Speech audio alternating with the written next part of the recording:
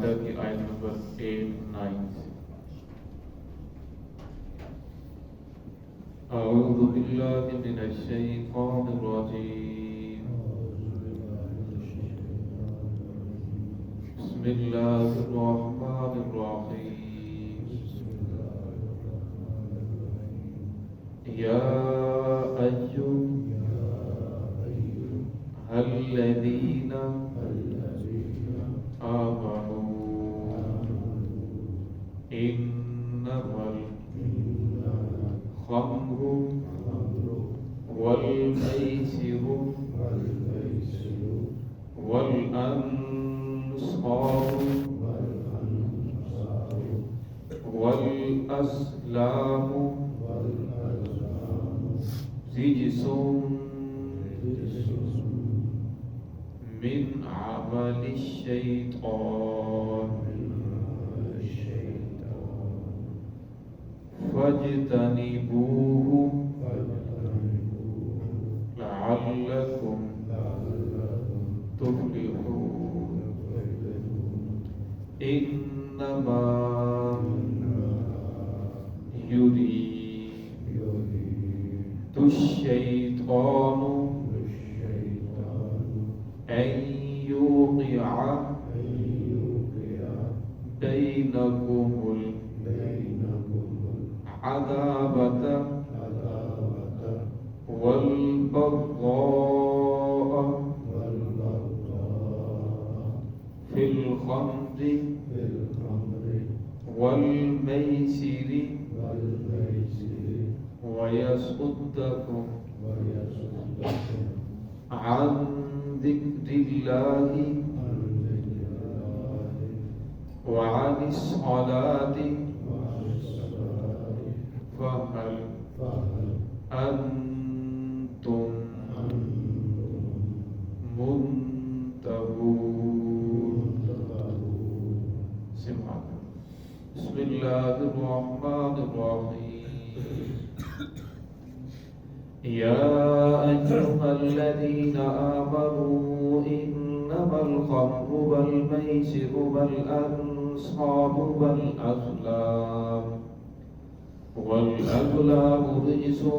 من عمل الشيطان فاجتنبوه لعلكم تفلحون إنما يريد الشيطان أن يوقع بينكم العداوة والبغضاء في الخمر والميسر ويصدكم عن ذكر الله وعن الصلاة فهل أنتم منتهون؟ یا ایھا الذین آمنوا، اے ایمان والو، انما الخمر والمیسر، پختہ بات ہے شراب، والمیسر اور جوا، والانصاب اور بت، والازلام اور قسمت تقسیم کے تیر، رجسم یہ گندگی ہے، من عمل الشیطان یہ شیطان کے عمل میں سے ہے، فاجتنبوہ بس تم اس سے بچو، لعلکم تفلحون تاکہ تم کامیاب ہو جاؤ۔ انما یرید الشیطان پختہ بات ہے کہ شیطان ارادہ کرتا ہے، ان یوقع بینکم العداوہ یہ کہ وہ تمہارے درمیان ڈال دے دشمنی کو، والبغضاء اور بغض کو، فی الخمر والمیسر شراب اور جوئے کی وجہ سے، ویصدکم عن ذکر اللہ اور وہ تمہیں روکتا ہے اللہ کے ذکر سے، وعن الصلاۃ اور نماز ادا کرنے سے، فہل انتم منتہون کیا تم باز آ جاؤ گے۔ اس پہلی آیت کے اندر اللہ رب العزت نے شراب کو، اسی طرح جوئے کو، ازلام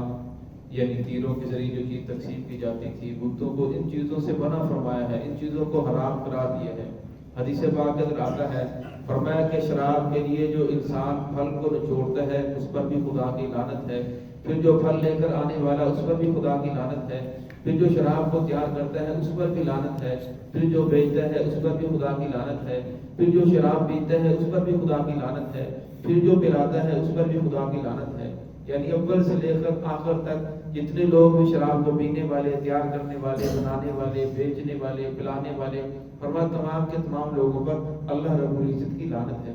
ابتدائی اسلام کے اندر شراب حرام نہیں تھی، لیکن پھر اللہ رب العزت نے شراب کو حرام قرار دے دیا۔ جب شراب کو حرام قرار دیا تو پھر صحابہ کرام نے بالکل شراب کو ایسے چھوڑ دیا کہ مکہ کی گلیوں کے اندر شراب بہ رہی تھی، مدینہ کی گلیوں کے اندر شراب اس طرح جس طرح پانی بہ رہا ہوتا ہے۔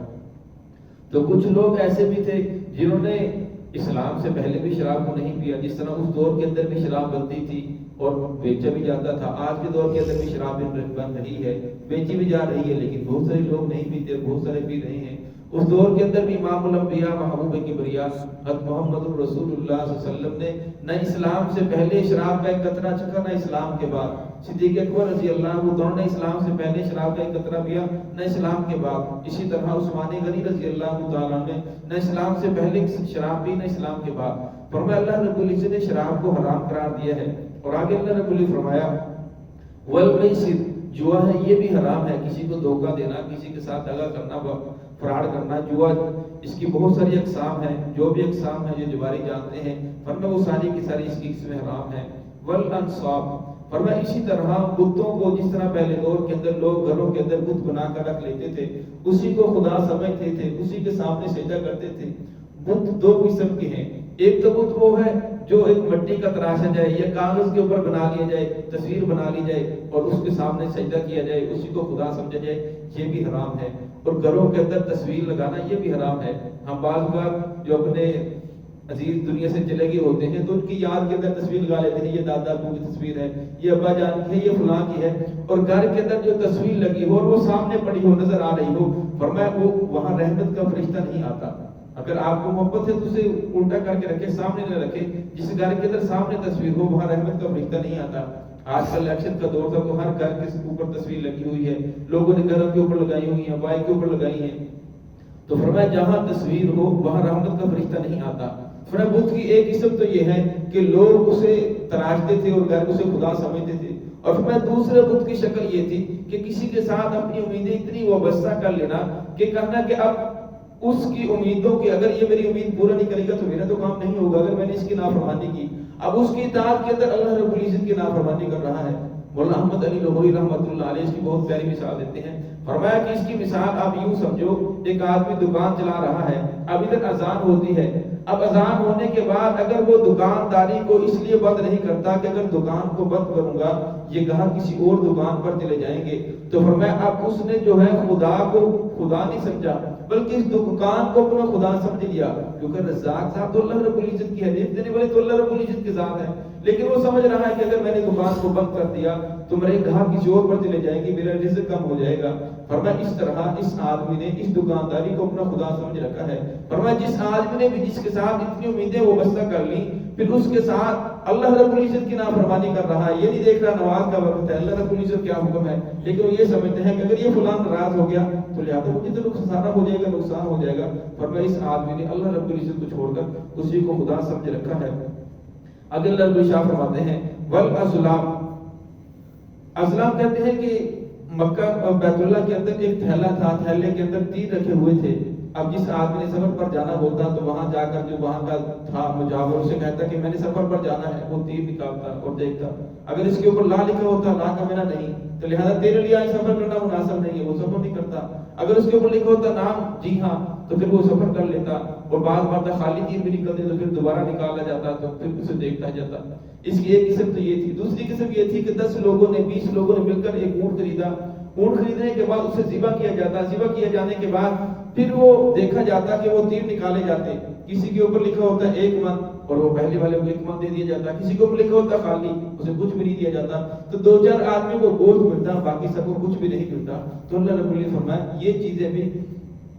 رجسون، یہ ساری کی ساری چیزیں گندگی ہیں، اس سے بچنا چاہیے، کسی کو نقصان نہ پہنچاؤ۔ من عمل الشیطان، فرمایا یہ شیطان کے عمل میں سے ہے، فاجتنبوہ، اس سے بچو، لعلکم تفلحون، تاکہ تم کامیاب ہو جاؤ۔ آگے اللہ شاہ فرمایا انما یرید الشیطان، پختہ بات ہے کہ شیطان ارادہ کرتا ہے ان یوقع بینکم العداوہ، کہ تمہارے درمیان دشمنی کو ڈال دے، والبغضاء، اور تمہارے درمیان بغض کو ڈال دے۔ فرمایا جہاں دشمنی ہوتی ہے فرمایا پھر وہاں بغض و عداوت پھیلتا ہے، لڑائیاں پھیلتی ہیں، اور فرمایا جہاں محبت ہوتی ہے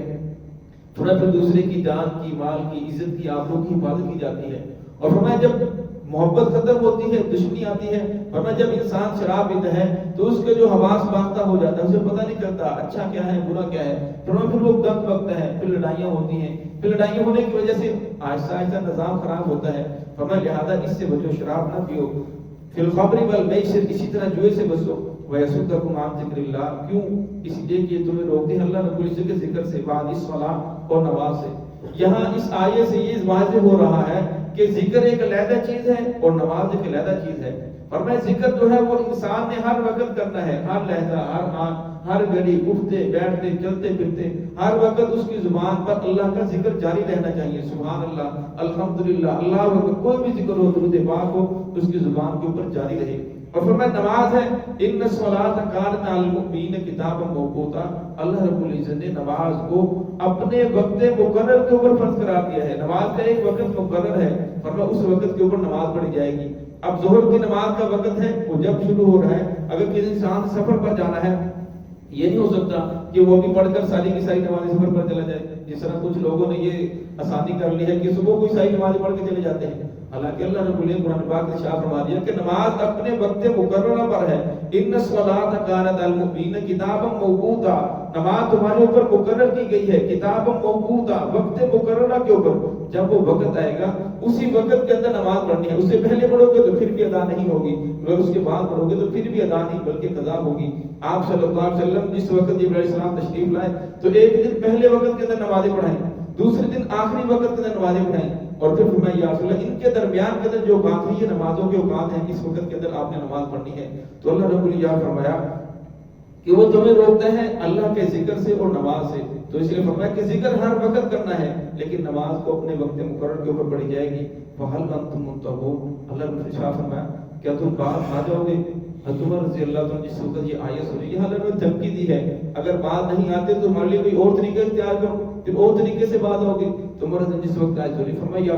رب العالمین ہم باز آ چکے ہیں، جن باتوں سے آپ نے منع کر دیا ہم یہ بالکل نہیں کریں گے. ہم باز آ گئے، بار بار فرمایا ہم باز آ گئے، ہم باز آ گئے، ہم ہرگز یہ کام نہیں کریں گے. تو ہے کہ اللہ رب العزت ہمیں ان چیزوں سے بچنے کی اور صراط مستقیم پہ چلنے کی توفیق عطا فرمائے. بسم اللہ الرحمن